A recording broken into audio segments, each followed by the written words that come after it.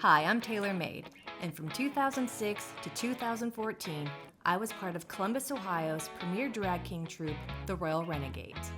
For 8 years, I performed as male, female, and non-binary characters, stage managed, and co-produced over 30 drag shows. Through drag, I performed at bars and venues all over the country, and also made some incredible friends along the way. Together, we're Revisiting the Spotlight, a podcast recorded at Boxland Media where I connect with performers from my past to learn about their journey through the world of drag. Today we're talking with Luster Dela Virgion. Hello. Hello, welcome. Thank you. I'm excited. So, Luster isn't the only performer name you have. No, Luster is not the only performing name I have. Actually, when I came to the drag stage, shall we say, I didn't have a name the very first night that I performed, but I received a letter, not a very nice letter, from our performance that evening, and in which the writer said that I was lascivious. And so, being a wordsmith, someone who likes to play around with words, I was like, lascivious. And out of that came lascivious. And then Dela is of the, because I wanted it to have a European sound, Virgion, because everything sounds better in a terrible French accent.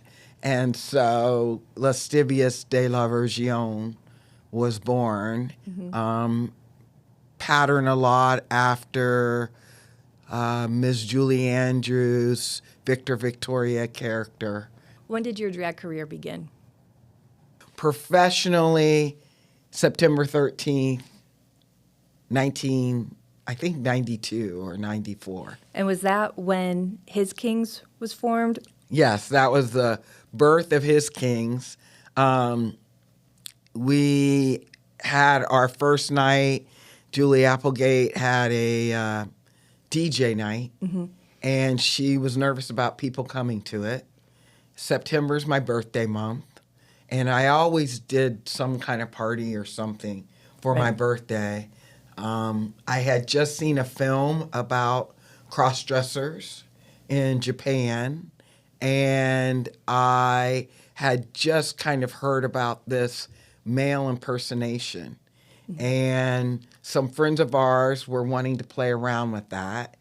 I've always been fascinated with drag queens. I love the comedians, Flip Wilson, Red Buttons, Jerry Lewis. They all did drag queen characters or cross-dressing characters. And so I decided that I would be the hostess. And for us, looking at the shows that were going on around town, a drag queen was the person who hosted the show. And so I busted out this character, Lascivious, in order to host the show. And so from the beginning, it became Lascivious and Her Boys. Okay. His comes from the first three kings, Helen, Yvette, and Sue. Again, playing around with the letters. It's the 90s, so Anita Bryant is, hurling oranges at everybody that she doesn't like, and all of these things are going on. And so I thought, wouldn't it be funny? Jerry Falwell, all of that. Wouldn't it be funny if it was a twist on this sort of religious idea? Right. So I started drag in 2006 and immediately joined the Royal Renegades. And I feel like the Renegades pretty much happened because His Kings was around beforehand. So was it difficult being, I want to say, the first drag king troupe in Columbus? A little bit difficult. Well, it's difficult in Ohio, period. In Columbus, Ohio, doing anything new. That's why we're such a great test market. And for the most part, if things don't make it here, they will often fizzle out in the rest of the nation. So you have that. What was even more is we're in this conservative place that is all about the binary. And, part of our reasoning for wanting to do His Kings is we were just tired of gay men owning kitsch. And the only place allowed for, I was identifying as a lesbian at that time and as a woman at that time. And so there wasn't any space afforded for us except for comfortable shoes and, a muumuu or jeans. Sorry, everybody, there's nothing wrong with that. But there was a binary of what you could be. We weren't saying queer women there. Bisexuals were still, for the most part, in the closet, if we can say that. And even transgenderness, I probably knew about 4 trans men at that time, but they were stealth and they were passing. There weren't any real cross-dressing F to M people out there. So just in people wondering what we were doing and saying, what is a drag king? I don't know why that's so hard for people to grasp. Right. What's a drag king? Okay, you know what a drag queen is? Well, yeah. Yeah. Well, what is a drag king? What do you think that would be? We have a very robust drag queen culture here. And especially in the 90s, it was pretty much owned by just a couple bars, Right. and pretty much owned by the downtown. So there's always that nervousness because our home bar was the lesbian bar up in University District.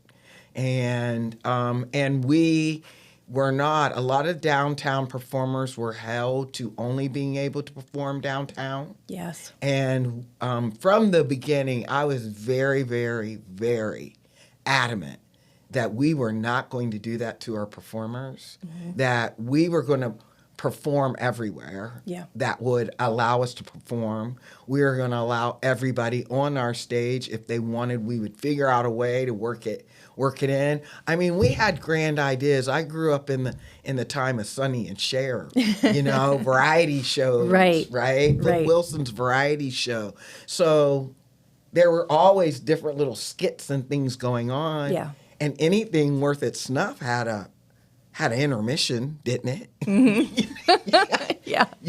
And we had, maybe because at least 60% of us were in the women's studies department and or at OSU in grad school. We're also having conversations about equity and, and self-sustainability. Yeah. So we wanted to give as many opportunities to the people that engage with us to make money, be seen. My idea for Fast Friday production always was that it was the producer of culture. Yeah. So, we didn't have the idea necessarily. I mean, it predates Netflix and Hulu and all of that, Yeah. But we had this idea that I guess it's basically a production company, and there would be these avenues. We wanted to showcase all the musical people we knew. Yeah. We wanted to showcase the artists. We wanted to showcase the entrepreneurs. And so that part was difficult. It was too much for them to comprehend. Right. So we got a lot of pushback. There were the queens. It took them a minute. In the ways that they would not misgender each other. They always did us. Yeah. We always had to remind them, don't say that. Yeah. Don't do that. Now, I wouldn't be up there saying, I mean, it's all tongue-in-cheek now. Queens are like, oh, I'm a man in a dress and all of that. But that wasn't the case then. And to have said that to her would have literally caused a war right on stage. Yeah. But we did not get the same kind of love, It was hard to get a late night show. This idea that women only come out before 10, that type of thing. The inequity around disposable income often would hurt us. Women are more discerning about who they tip and what they tip for. And with not understanding that, oftentimes the bars didn't want to do a show because they didn't understand if you would do this for 6 months, it'd be packed in here for the rest of the time that we do this. Right. Doing keynotes and a speaking circuit for colleges. So it was a no-brainer for me to start saying, wow, we're going to bring this whole package, not only to the people there, but to also, in my mind, expose the folks who were quite a bit younger than me to what else was out there beyond Columbus, Ohio. Right. That while OSU might be progressive, it might be fronting as this just really, really, really progressive and head of the time place. Not that it isn't. It's not that way in all things, and it certainly wasn't that way in issues that concern the LGBTQIA community. Right. Well, we only had LG right there. Right, you're right. You know, I mean, LG, before I became the coordinator of lesbian, gay student services, it had only been LG, or it had only been gay. And then the L, and then there was a lot of fighting around adding the B. Right. And then we just added the T without really asking permission, and now, you know, that was many decades ago, so who cares? But I really wanted to not have people have to wait as long as I did to find out the possibilities for their life. Right. So there's two things I want to touch on with what you said. When I was with the Renegades, it was so very easy for us to be able to book a show at almost any bar. And I think that's because of all the work that you put into the drag community beforehand. The Renegades are absolutely the next generation of his kings. There's no way around that. No, not at all. At all. We actually, two of the folks, there were 4 or 5 of us that headed up his kings. And, you know, as things do, they're cyclical. Yeah. And Julie and I, really, it was our baby. And we just grew apart. Like, tell the truth, shame the devil. Yeah. And as we grew apart and our focuses on what we wanted to do grew apart, it caused a natural division. And I was still in a position where I could travel and go places. Other people were graduating, had graduated. You know, being in grad school afforded us a certain amount of freedom with our time. Right. You know, and with our weekends and things like that. People were just starting out in jobs, so they could get that time off. Yeah. They didn't have to go to bed. They could practice. We practiced 3 nights a week. That was a shift too. One of the things, when you're grassroots, you put in all of the work. Yeah.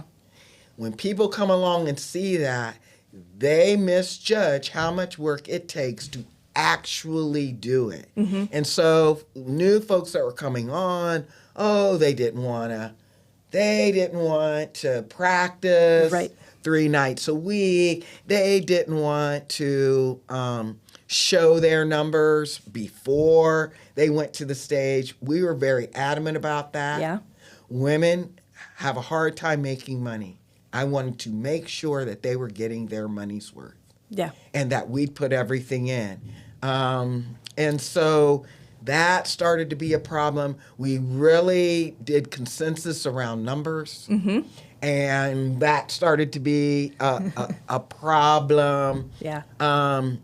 There really was tension that we did not completely deal with around lifestyles and racial and I would say economic inequities within the group. Yeah. And it just sort of did what it kind of broke up, but the seeds went. Yeah. And planted themselves. And so I do find, at least for what I have termed as modern day king movement, is that his kings set the bar and set in motion every other troupe. So there weren't a whole bunch of troops either. No. And because of what his kings did, and subsequently the International Drag King Extravaganza did, people came and learned our model and then went back to their cities and did that model. So the troupe explosion and that we see in the 90s absolutely is connected to his kings. Absolutely. And that's, IDKE is the second thing that I wanted to touch upon. First, with the Royal Renegades being derived from his kings, I learned so much from you as a performer, as a producer, basically how to be a genuine good human being. But with IDKE, can you tell us more about that? Because that became an extravaganza all on its own, and I will tell you, has led to many, many fond memories that I look back upon. I'm going to say 98. Okay. We had the opportunity. I got us booked at the Click Cat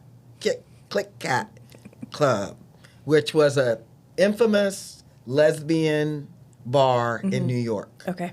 And at something else. And so we took this group and we went there, totally excited. We knew about this club Casanova, and we knew about some of the kings that were performing there. We're excited to go, and we knew that there was, I think it was called the King Contest or something like that. We knew that went on at this bar, and so we were very excited. Make a long story short, we went there, and we were, while the crowd loved us,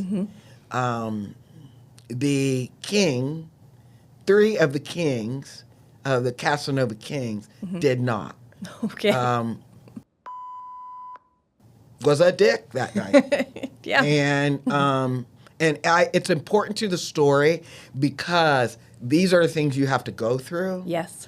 And these are the ways that we will hurt each other when we feel our things are in danger. Right. But that night, he facilitated Maxwell's binding getting pulled down, and Cat called from the back, and the folks that were with him, one who did actually apologize later that evening, did the same. And, I finally had to address it from the stage for why they were behaving that way. Yeah. So it didn't really faze me, but there were other people that were really solidly hurt by it. Yeah. You put your whole heart and soul into it. We have this whole feminist background and this whole, like community action type of feel. We're like going in here with civil equities at the beginning of walking in the door with us. Yeah. And so when we went back, we would always go over every show afterwards, basically do a SWOT analysis before the word SWOT analysis was out there. Basically do a SWOT analysis. What went well, what didn't, how are we going to do this stuff? And we did that, and we spent a lot of time talking about that. Julie and DJ, Donna Troca, I think it was just the two of them. Shawnee might have been a part of that conversation too. I don't recall. But they came up with a proposal to do a conference. Yeah. Because what do we do? What do? We address it in a circle, right? We come together and Women's talk. Studies. Yep.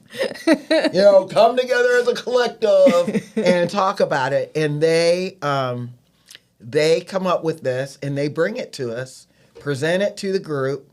That was like April. And as crazy as we were, October is when we, that was in April, and we put it on in October. Okay. Now, we thought, oh, we'll get a good amount of people. Yeah. I don't think I think I might have been saying, I think 200. I think everybody else was more around the 50, 75. Yeah. Maybe we'll crack 100. But I just had this feeling, maybe 200, right? 700 plus people end up coming that weekend. The Friday night, and so, they present it. They want to do this conference, this kind of 2-day conference. Yeah. I'm like, well, what are people going to do in the evening? Yeah. What will they be able to do? I know. Why don't we have a showcase? Yeah. And why don't we have basically like an open stage for anybody who wants to try it out or do it? We'll do that. I know we're going to do a meet and greet and showcase one of our musical acts or whatever on the Thursday night. Friday night, we're going to have a dragdom, which is basically drag karaoke.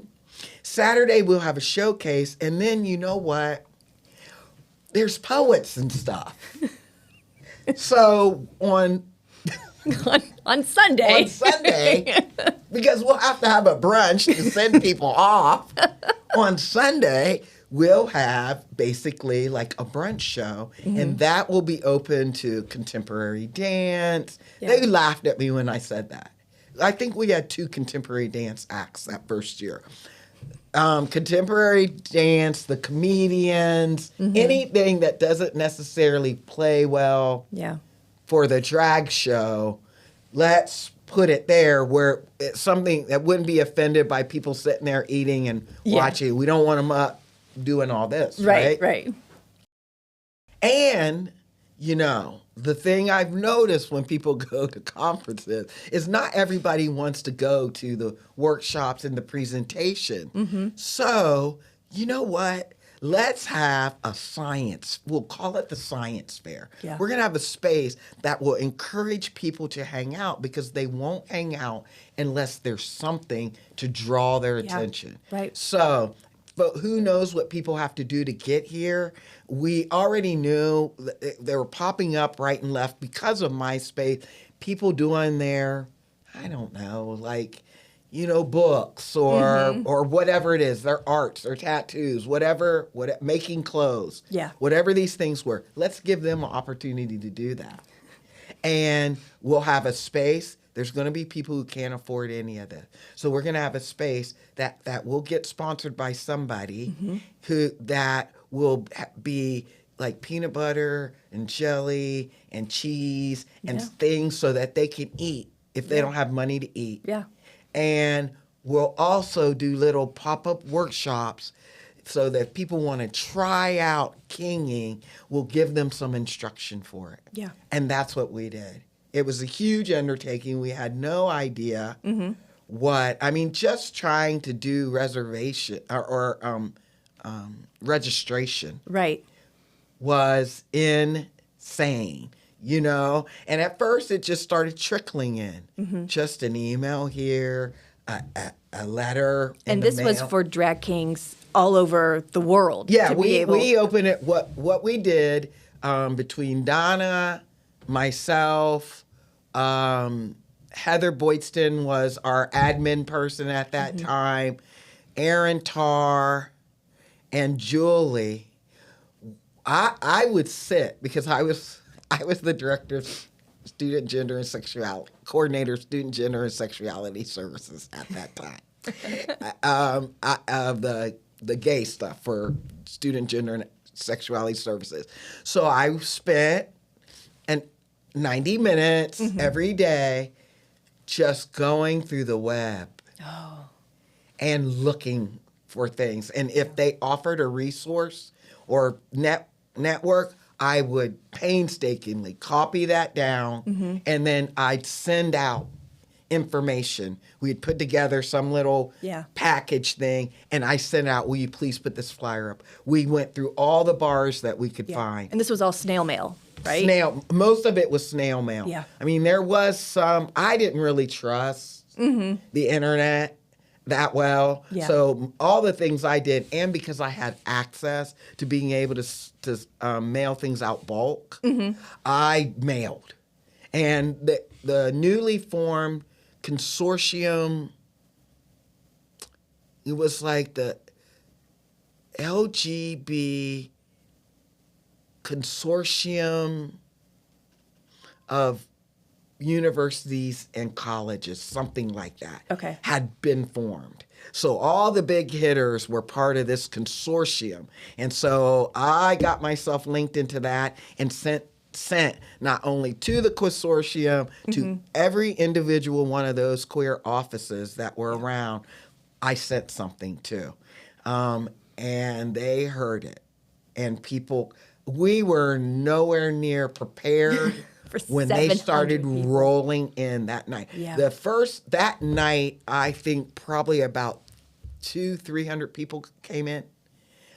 It was, and I'd also I'm very service oriented. Yeah. So we also figured out a way to rent vans, and we had a van service that was going to the airport and to the bus station, picking people up and bringing them all throughout the weekend. It drove from venue to venue to venue. Yeah. Summit Station was our hub. Yeah. And so the van would just make these circles around it and around. The van kept coming packed with people in it. We sold out. We had a block of 12, a dozen rooms in 2 different hotels, sold them out. Yeah. And I was able to get like 8 more rooms in another hotel and sold them out before the second day. It was incredibly insane. We didn't realize how hungry people were for it. Yeah. How grateful people were for the platform. But with IDKE, when you talk about how people were hungry for it, I think the fact that it went for 11 years, 12 years straight, it was an annual 12 years event. Straight. Yeah, 12 years straight, every October, or did the month? Every October. Every October. And every October, the host city would change. And that host the first city, 4 years, it was in Columbus. It was in Columbus, and then it would bounce to different cities all over the U.S. Did it all over the U.S. Okay. And we went to Winnipeg and Vancouver. And Vancouver. I was there for Vancouver. I wasn't there for Winnipeg. But so that host city was responsible for putting on the Thursday night meet and greet, the Friday night dragdom, the Saturday showcase, the Sunday brunch, and then the conferences that happened on a Saturday. And most of their learning that had to come from the OGs of IDKE was all done through email or phone calls, here's late his PDF, night phone God calls. Bless. Yeah. We actually created a operations manual. Okay. And so that would be shared. Not that, and again, these are the things that happen. The first, IDKE 5 was in Minneapolis. IDKE 6, I think, is Winnipeg. I'm not positive about that. I guess it could have been Chicago, but I think Chicago's after Winnipeg. But I'm not positive about that. And what I did for Winnipeg Winnipeg and Minneapolis is that Aaron Tarr and myself, we traveled there earlier in the year and met with them and sat down and answered. And then their folks traveled to us and sat down, and we just went through everything, and I helped however that I could help. We had formed a board for IDKE, I think by the third year, maybe the fourth, we were not ready to do that. And I will say we weren't ready to do that because the majority of people thought they did not realize how much work. Mm-hmm. Yeah. As often things are, people cut corners and then things fall apart. Yes. And that is a lot of what happened. Folks started looking at it as a cash cow. We never thought that either one of those things. I had in my mind that sometime down the road, because of this, we would get financially stable in other areas. Mm-hmm. I never thought that IDKE was going to be that cash cow because I knew how much it took. The funny thing about it is I don't think that there is one group that took on IDKE that stayed together after it was done. And I don't mean it like it just sort of like fizzled out. It wears you out. Oh, it does. That is why we made the decision to start. I wanted to be more hands-on because I was afraid that that's what would happen.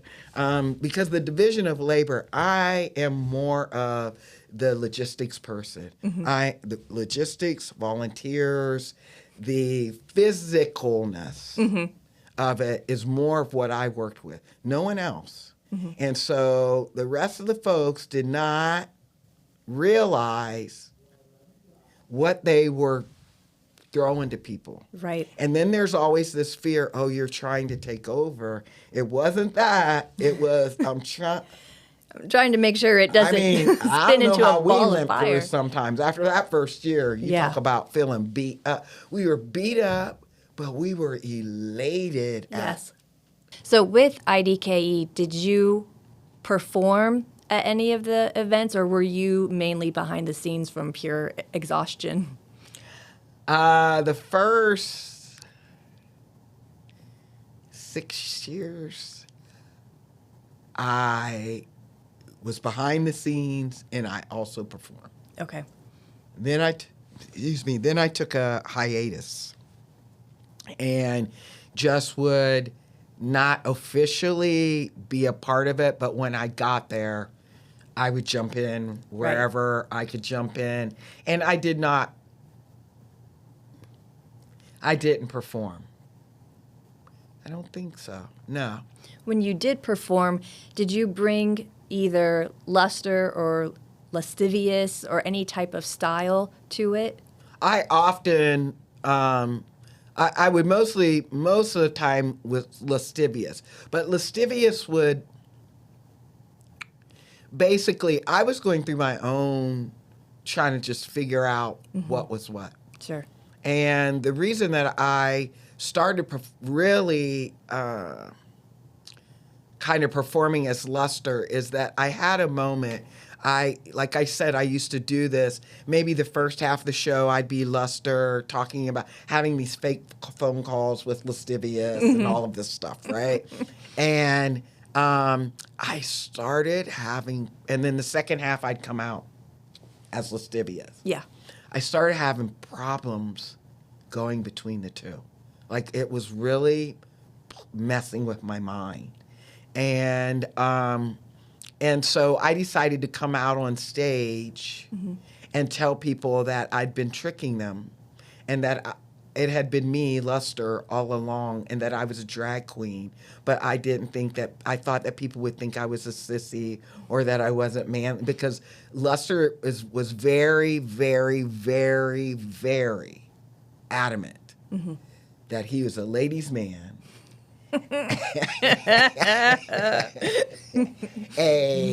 Though he did not mind the attention from the boys, he was a ladies' man, a knight of the round table, and a gentleman. And so what I told them was I didn't think that they would be able to allow me to be that. They would think less of me. Right. And so that began to help. So oftentimes it was really almost as if I would reveal to myself. Lascivious always wears a cod piece. She does not tuck. So It's fine. she does not tuck. And so there was always that kind of happening there. So I would say that it really has only been in the last 10 years that 10, maybe 12, that I have exclusively performed as Luster. Lascivious got put away. It's hard. The entertainment field is hard. It is. Life is hard. And I started not loving it. And the work was not outdone by how good I felt at the end of the shows.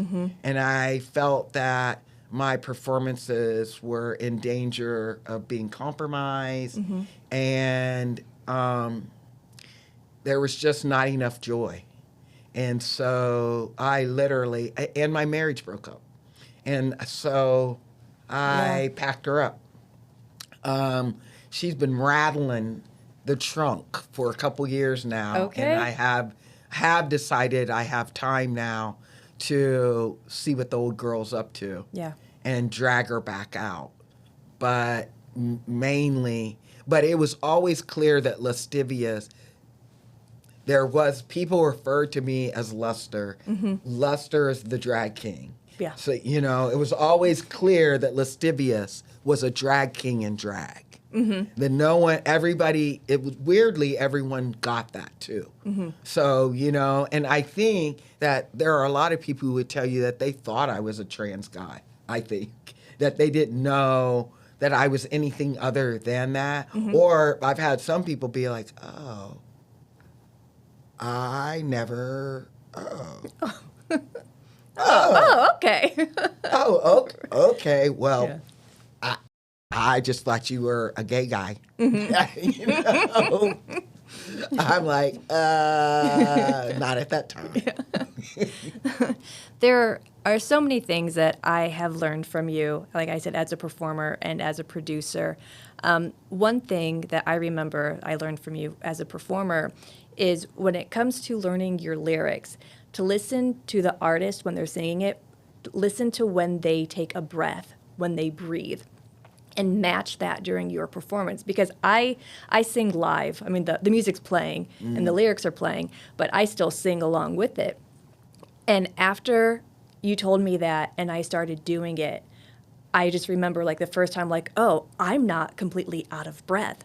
Like, I have energy to go do the next number now. Right. So yeah, just hearing your experiences and just what you bring as a performer and the study and the time that you put into it really goes a long way with the people that you interact with and how you help them as a performer. I appreciate that. I feel that my feeling on it is if I'm going to flatter you by imitating you, I better imitate you. Yeah. And not just get up there and say your words. I better imitate. And I even go as far as to study their mouth. Because someone with a more jutted jaw at the bottom, the way their words, and I will try to kind of hold my mouth how they hold their mouth. Yeah. And what I find is it makes it easier. Sometimes if I'm tripping over lyrics, it's really more about how I'm breathing and how I'm trying to enunciate those words. Yeah. I've just been playing around a lot with Jackie Wilson, and he, the way he talks is a little bit funny. And so I was looking and I was like, oh, he sort of has his nostrils open and his jaw juts out. And I started doing that, and it made a world of difference. I just feel like every way that you can let this person who's giving you their cold hard cash know that you value and you appreciate their being there, you should do it. Yeah.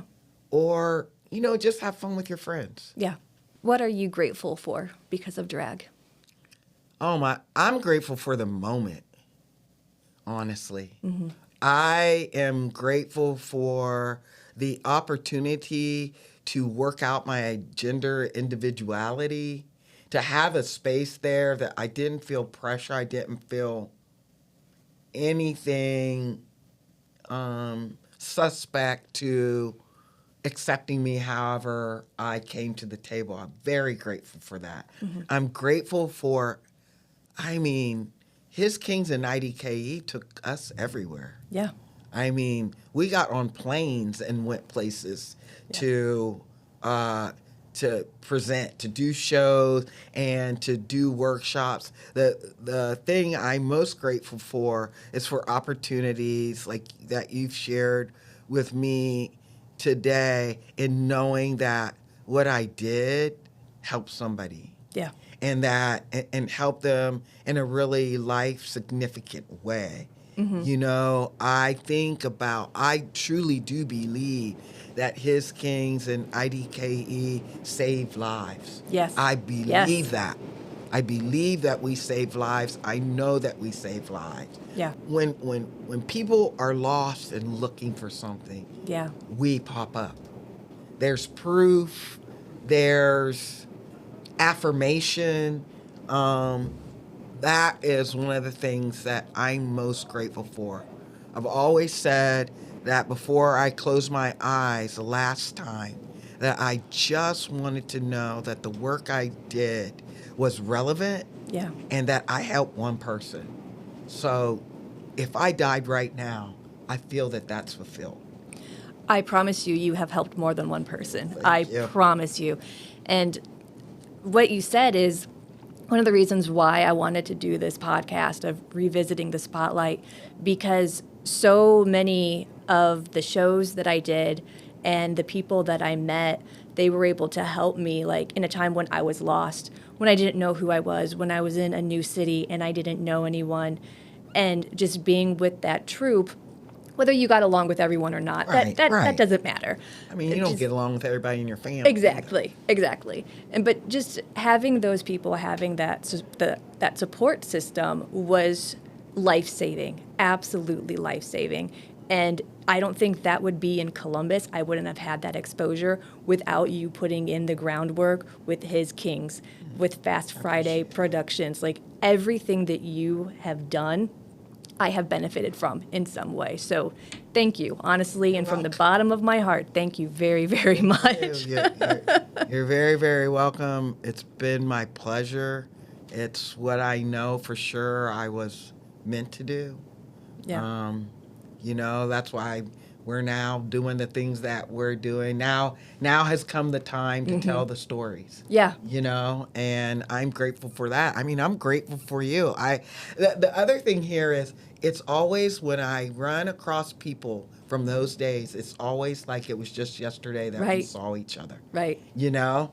I haven't seen you, I want to say, in 10 or 12 years, maybe longer than that. Yeah, and it was just like, I just saw you yesterday or something. Right. You know? Right. It's so, I don't know, the bond that we're creating. Yes, the bonding experience. Yeah. Like they really and truly are. Yeah. And the bonding experience of putting on a show together, being in songs and numbers together, like, you learn so much about yourself, and then you learn so much about that person that you're performing with.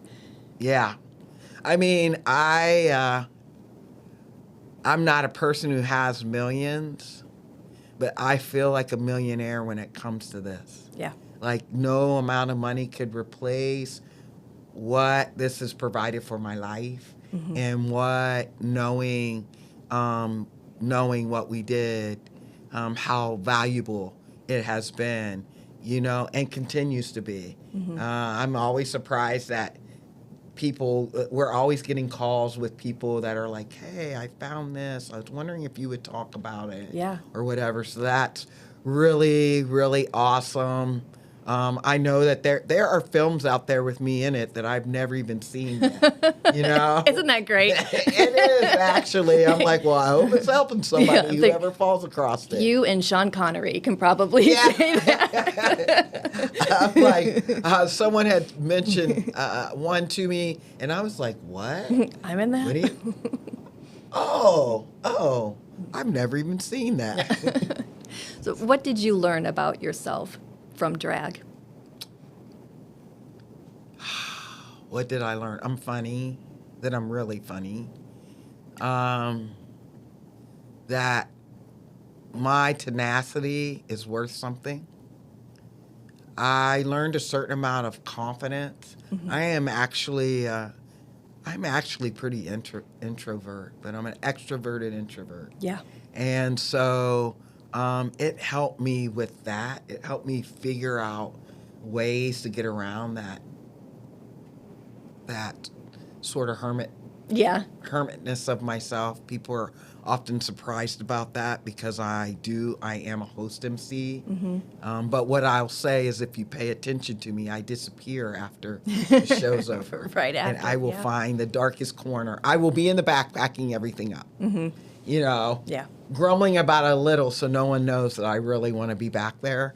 And then I will try to skirt along the fanfare, take my stuff outside and hang out there before the kind of notoriety of it makes me nervous. Yeah. I'm uneasy with it even after all of these years. I sometimes think that this would be the reason why you don't see me in Hollywood like you might see me in Hollywood, because I am critically shy. Yeah. And but it has helped me with that. And it really kind of made me a better social scientist, I think.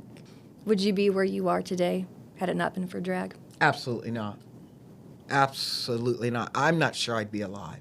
Right. To be quite honest. Yeah. I'm not sure. I used to hesitate to say that, but hey, mental wellness is self-help, self-help. And what I'll say is I really don't believe that I would be alive. Either by my own hand or just by really risky choices that ended up bad. Mm-hmm. I really do believe that that drag saved my life, helped save my life. Do you have any advice for inspiring drag kings out there? What I say is perfect it to the best of your ability, and don't concentrate on those people who don't want to see you. Right. Because the rest of us do. Yeah. It is easy to get hung up. And just know that folks that are doing that, it's because you make them feel uncomfortable and they don't know how. Mm-hmm. And that's usually because they're not being their authentic self. Yeah. And just stay, and that you can change. And that's okay. Mm-hmm. And that you can ebb and flow, and that's okay. You really can just stay the course, I suppose. Mm-hmm. I am probably just as shy as you are in my normal life. Right? Like this, I am terrified right now. That shy little thing. I always preferred when I was performing for the crowd to be immense, like 400 as opposed to a smaller crowd, because the more people that are there, the more likely at least one person is going to like what you're doing. Right, that's true. And I don't know, there's something about 400 eyes that doesn't feel like it's scrutinizing as much as, 50 eyes. Yeah. Thank you so very much for doing this, for coming into my life. Thanks for asking me. For just being you. I have grown so much because of you, and yeah. I've tried to be others, but it doesn't work. Okay. All right, thank you. You're welcome. Thank you for listening to Revisiting the Spotlight, and thank you to Boxland for giving underrepresented voices a platform to tell their stories. To learn more about Boxland and all the media services they provide,